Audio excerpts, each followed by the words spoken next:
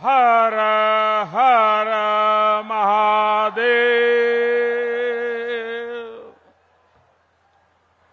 उत्तर प्रदेश के मुख्यमंत्री श्रीमान योगी आदित्यनाथ जी, मंच पर विराजमान यूपी सरकार के अन्य मंत्रीगण, जनप्रतिनिधिगण, इस कार्यक्रम में मौजूद देश के खेल जगत से जुड़े सभी वरिष्ठ महानुभाव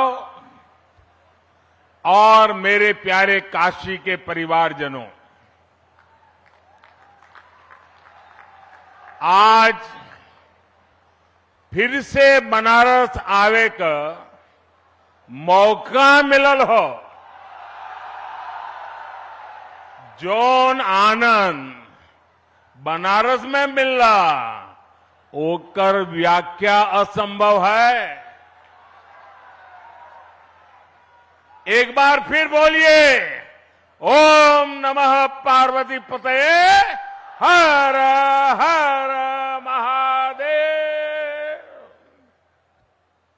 आज मैं एक ऐसे दिन काशी आया हूं जब चंद्रमा के शिव शक्ति पॉइंट तक पहुंचने का भारत का 1 महीना पूरा हो रहा है। शिव शक्ति यानी वो स्थान जहां बीते महीने की 23 तारीख को हमारा चंद्रयान लैंड हुआ था। एक शिव शक्ति का स्थान चंद्रमा पर है, दूसरा शिव शक्ति का स्थान ये मेरी काशी में है। आज शिव शक्ति के स्थान से शिव शक्ति के उस स्थान पर भारत की विजय की मैं फिर से बधाई देता हूं। मेरे परिवारजनों, जिस स्थान पर हम सब इकट्ठा हुए हैं वह एक पावन स्थल जैसा है। यह स्थान माता विंध्यवासिनी के धाम और काशी नगरी को जोड़ने वाले रास्ते का एक पड़ाव है।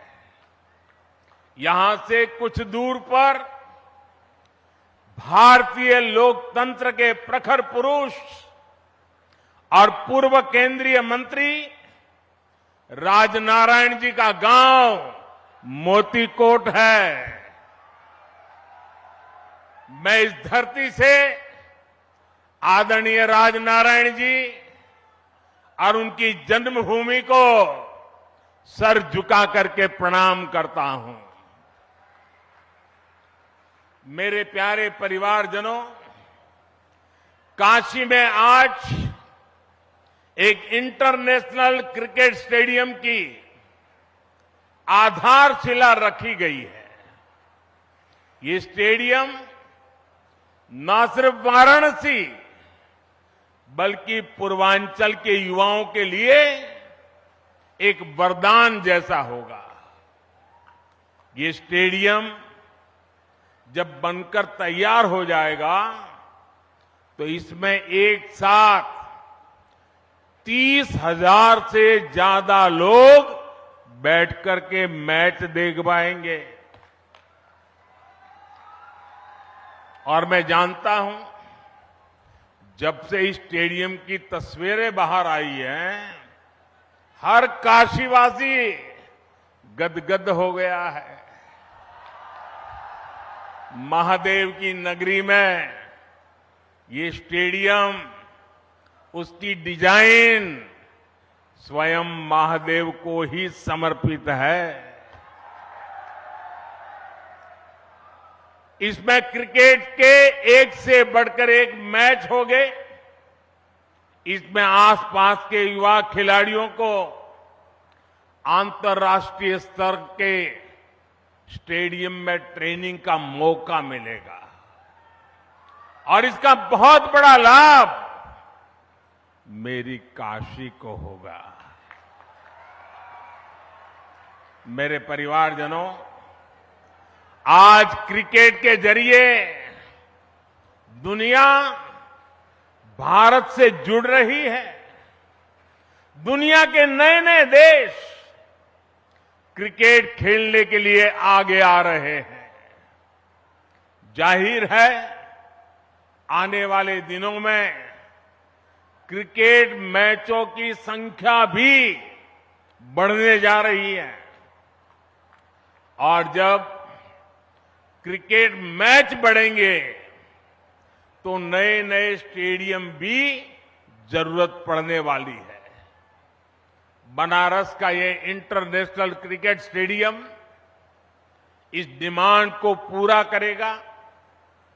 पूरे पूर्वांचल का चमकता हुआ ये सितारा बनने वाला है। यूपी का ये पहला स्टेडियम होगा जिसके निर्माण में बीसीसीआई का भी बहुत सहयोग होगा। मैं बीसीसीआई के पदाधिकारियों का, काशी का एमपी होने के नाते, यहां का सांसद होने के नाते मैं आप सबका हृदय से आभार व्यक्त करता हूं। मेरे परिवारजनों, जब खेल का इंफ्रास्ट्रक्चर बनता है, इतना बड़ा स्टेडियम बनता है, तो सिर्फ खेल ही नहीं, स्थानीय अर्थव्यवस्था पर भी उसका सकारात्मक असर होता है। जब स्पोर्ट्स के ऐसे बड़े सेंटर बनेंगे तो उसमें बड़े स्पोर्ट्स आयोजन होंगे। जब बड़े आयोजन होंगे तो बड़ी तादाद में दर्शक और खिलाड़ी आएंगे। इससे होटल वालों को फायदा होता है, छोटी बड़ी खाने पीने की दुकान को फायदा होता है, रिक्शा, ऑटो रिक्शा, टैक्सी, इनको भी फायदा होता है। हमारे नाव चलाने वालों को तो दो दो हाथ में लड्डू हो जाता है। इतने बड़े स्टेडियम की वजह से स्पोर्ट्स कोचिंग के नए सेंटर खुलते हैं। स्पोर्ट्स मैनेजमेंट सिखाने के लिए नए अवसर बनते हैं। हमारे बनारस के युवा नए खेल स्टार्टअप के बारे में सोच सकते हैं। फिजियोथेरेपी समेत स्पोर्ट्स से जुड़ी बहुत सी पढ़ाई और कोर्सेज शुरू होंगे और एक बहुत बड़ी स्पोर्ट्स इंडस्ट्री भी वाराणसी में आएगी। मेरे प्यारे परिवारजनों, एक समय था जब माता पिता बच्चों को इस बात के लिए डांटते थे कि हमेशा खेलते ही रहोगे क्या, कुछ पढ़ाई वढ़ाई करोगे कि नहीं, यही हुड़दंग करते रहोगे क्या, यही सुनना पड़ता था। अब समाज की सोच बदली है। बच्चे तो पहले से ही सीरियस थे ही, अब माता पिता भी स्पोर्ट्स को लेकर के गंभीर हुए हैं। अब देश का मिजाज ऐसा बना है कि जो खेलेगा वही खिलेगा। साथियों, पिछले एक दो महीने पहले मैं मध्य प्रदेश का एक आदिवासी इलाका, शहडोल के आदिवासी गांव में गया था। वहां मुझे कुछ नौजवानों से मिलने का अवसर मिला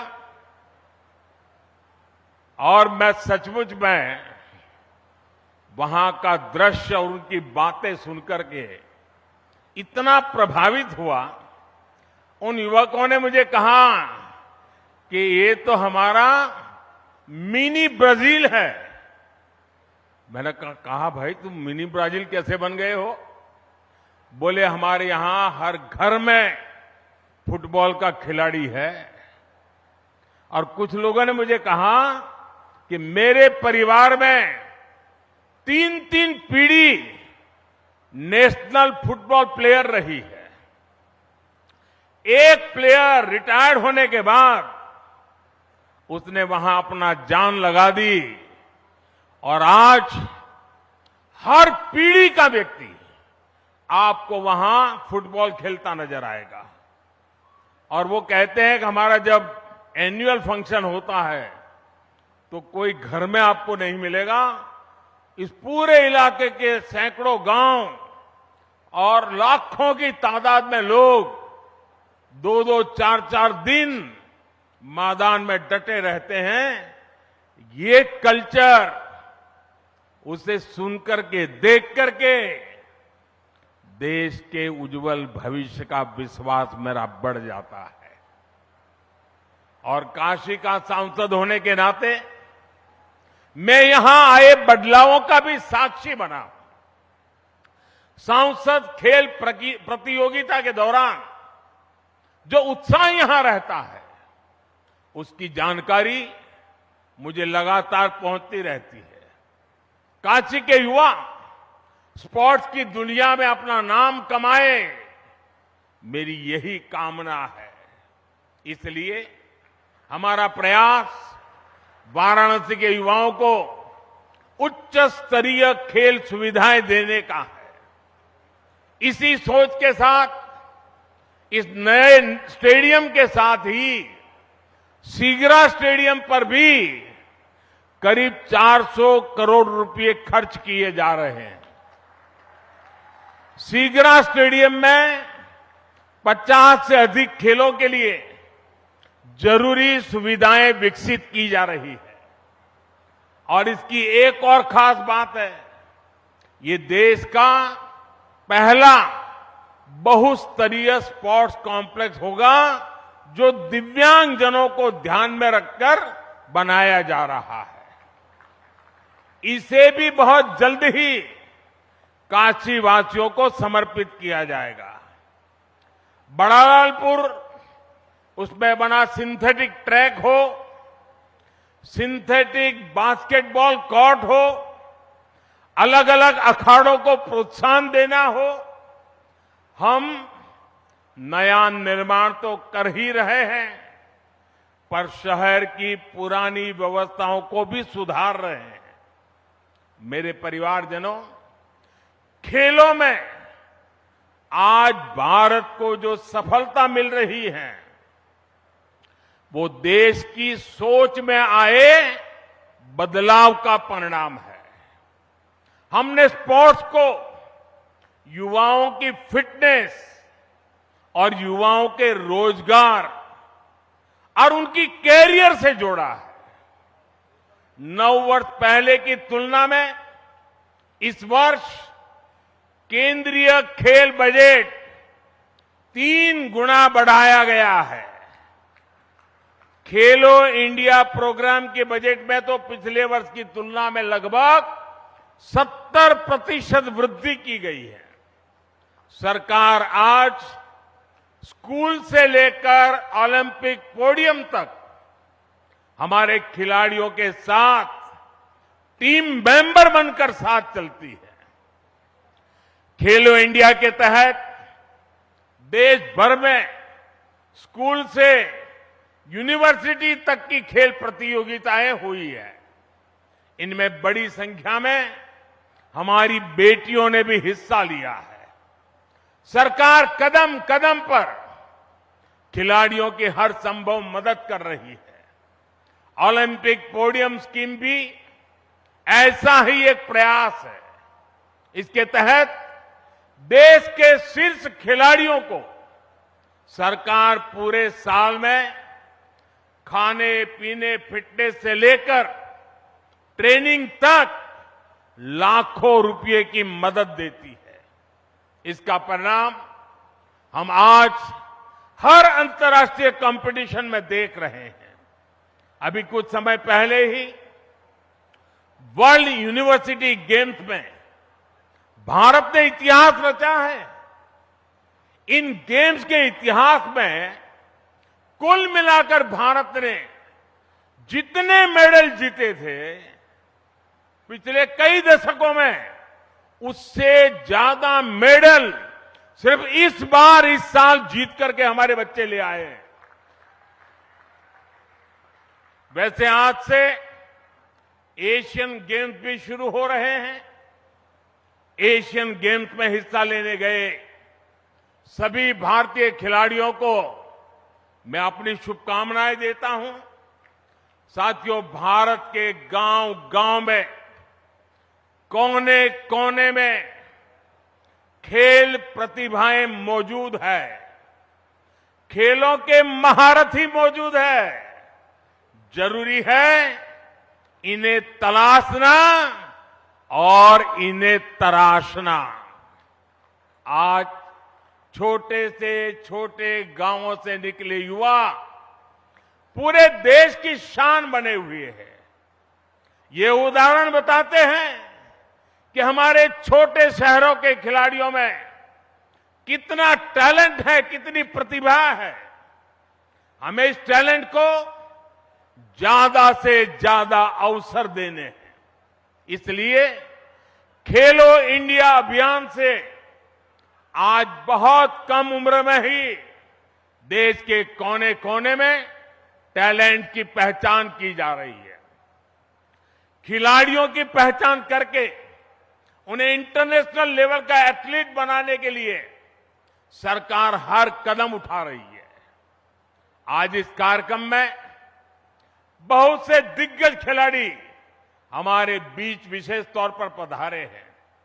स्पोर्ट्स की दुनिया में उन्होंने देश का नाम रोशन किया है। काशी से ये स्नेह दिखाने के लिए मैं उन सबका विशेष रूप से आभार व्यक्त करता हूं। मेरे परिवारजनों, आज खिलाड़ियों को आगे बढ़ाने के लिए अच्छे कोच और अच्छे कोचिंग का होना उतना ही जरूरी है। यहां जो दिग्गज खिलाड़ी मौजूद है वो इसकी अहमियत जताते हैं और इसको जानते हैं। इसलिए आज सरकार खिलाड़ियों के लिए अच्छी कोचिंग की व्यवस्था भी कर रही है। जो खिलाड़ी बड़ी प्रतियोगिताओं में खेल कर आते हैं, जिन्हें राष्ट्रीय अंतर्राष्ट्रीय अनुभव है, उन्हें बतौर कोच काम करने के लिए प्रोत्साहित किया जा रहा है। देश में बीते कुछ वर्षों में युवाओं को अलग अलग खेलों से जोड़ा गया है। साथियों, सरकार गांव-गांव में जो आधुनिक खेल के इंफ्रास्ट्रक्चर का निर्माण कर रही है, उससे गांव के छोटे कस्बों के खिलाड़ियों को भी नए मौके मिलेंगे। पहले बेहतर स्टेडियम सिर्फ दिल्ली, मुंबई, कोलकाता, चेन्नई ऐसे बड़े शहरों में ही उपलब्ध थे। अब देश के हर कोने में, देश के दूर सुदूर इलाकों में भी खिलाड़ियों को ये सुविधाएं देने की कोशिश हो रही है। मुझे खुशी है कि खेलो इंडिया प्रोग्राम के तहत जो स्पोर्ट्स इंफ्रास्ट्रक्चर बनाया जा रहा है, उसका बहुत अधिक लाभ हमारी बेटियों को हो रहा है। अब बेटियों को खेलने के लिए, ट्रेनिंग के लिए घर से ज्यादा दूर जाने की मजबूरी कम हो रही है। साथियों, नई नेशनल एजुकेशन पॉलिसी में खेल को उसी कैटेगरी में रखा गया है जैसे साइंस, कॉमर्स या दूसरी पढ़ाई हो। पहले खेल को सिर्फ एक एक्स्ट्रा एक्टिविटी माना जाता था, लेकिन अब ऐसा नहीं है। अब स्पोर्ट्स को स्कूलों में बाकायदा एक विषय की तरह पढ़ाए जाना तय हुआ है। ये हमारी सरकार है जिसने देश की पहली नेशनल स्पोर्ट्स यूनिवर्सिटी मणिपुर में स्थापित की है। यूपी में भी स्पोर्ट्स फैसिलिटी पर हजारों करोड़ रुपए खर्च किए जा रहे हैं। गोरखपुर के स्पोर्ट्स कॉलेज के विस्तार से लेकर मेरठ में मेजर ध्यानचंद खेल यूनिवर्सिटी बनाने तक हमारे खिलाड़ियों के लिए नए स्पोर्ट्स सेंटर बनाए जा रहे हैं। साथियों, देश के विकास के लिए खेल सुविधाओं का विस्तार बहुत आवश्यक है। ये न सिर्फ खेलों के लिए बल्कि देश की साख के लिहाज से भी महत्वपूर्ण है। हम में से कई लोग दुनिया के कई शहरों को सिर्फ इसलिए जानते हैं क्योंकि वहां पर बड़े अंतर्राष्ट्रीय खेलों का आयोजन हुआ। हमें भारत में भी ऐसे सेंटर बनाने होंगे जहां ऐसे अंतर्राष्ट्रीय खेल आयोजन किए जा सके। यह स्टेडियम जिसकी आधारशिला आज रखी गई है, खेलों के प्रति हमारे इसी संकल्प का साक्षी बनेगा। ये स्टेडियम बस ईंट और कंक्रीट से बना हुआ एक मैदान नहीं होगा, बल्कि ये भविष्य के भारत का एक भव्य प्रतीक बनेगा। मैं खुद को भाग्यशाली मानता हूं कि हर विकास कार्य के लिए मेरी काशी अपना आशीर्वाद लिए मेरे साथ खड़ी रहती है। आप लोगों के बिना काशी में कोई भी कार्य सिद्ध नहीं हो सकता है। आपके आशीर्वाद से हम काशी के कायाकल्प के लिए इसी तरह विकास के नए अध्याय लिखते रहेंगे। एक बार फिर काशी के लोगों को, पूरे पूर्वांचल को क्रिकेट स्टेडियम के शिलान्यास की मैं बहुत बहुत बधाई देता हूं। हर हर महादेव। धन्यवाद।